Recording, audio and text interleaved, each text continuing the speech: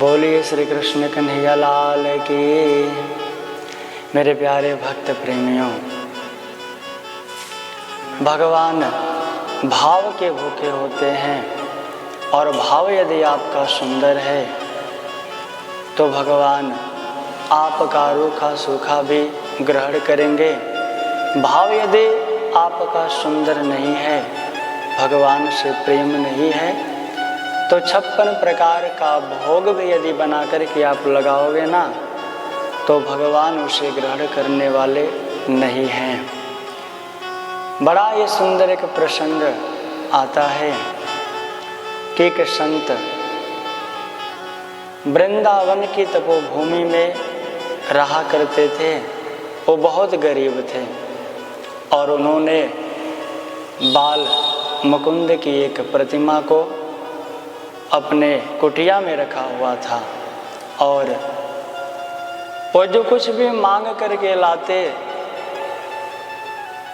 भात रोटी जो कुछ भी उन्हें मिल जाता, उसी का वो भगवान को भोग लगा करके उसे ग्रहण किया करते थे। ऐसे ही दिन प्रतिदिन व्यतीत होने लगा।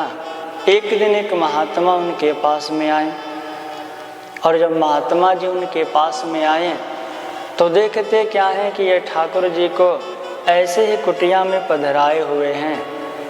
तो महात्मा जी जो बड़े आश्रम के मालिक थे, उनको अच्छा नहीं लगा कि हमारे ठाकुर जी को लाकर के कुटिया में पधराए हैं जो 56 प्रकार का भोजन करते हैं। महात्मा जी उनको डांटने लगे, कहते हैं कि बताओ, ठाकुर जी जो 56 प्रकार का भोजन करते हैं और तुम कुटिया में ला करके इन्हें रखे हुए हो, इनको भोजन कैसे कराते हो? तो वे संत कहते हैं कि महाराज, मैं तो गरीब हूँ, मेरे पास कोई संपत्ति नहीं है, परंतु जो कुछ मुझे मांगने से मिल जाता है सो पहले ला करके मैं ठाकुर जी को भोग लगाता हूँ, उसके बाद उसे मैं ग्रहण करता हूँ। महात्मा जी उनकी बात को सुने तो कहें कि देखो, ऐसे ठाकुर जी की सेवा नहीं होती है।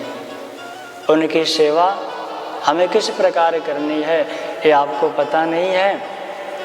आप मेरी बात को मानिए और मुझे ठाकुर जी को दे दीजिए। मैं इन्हें अपने साथ अपने आश्रम में लेकर के जाऊंगा, इन्हें मैं 56 प्रकार का भोजन कराऊंगा। ये खुश रहेंगे, झोपड़ी में ये रहने वाले नहीं हैं। महात्मा जी को भी ये बात समझ में आ गई कि चलो, हमारे ठाकुर जी तो कुटिया में पड़े हुए हैं और इन्हें मैं भोजन में कराता क्या हूँ, जो रूखा सूखा भात मिल जाता है वही ला करके मैं इन्हें पवा देता हूँ। तो ये तो मेरा अभाग्य है कि महात्मा जी आए सो लेकर के इन्हें चले जाएं। दुखी मन से होकर के वो कुटिया में से ठाकुर जी को लाते हैं और ला कर के उनको दे देते हैं।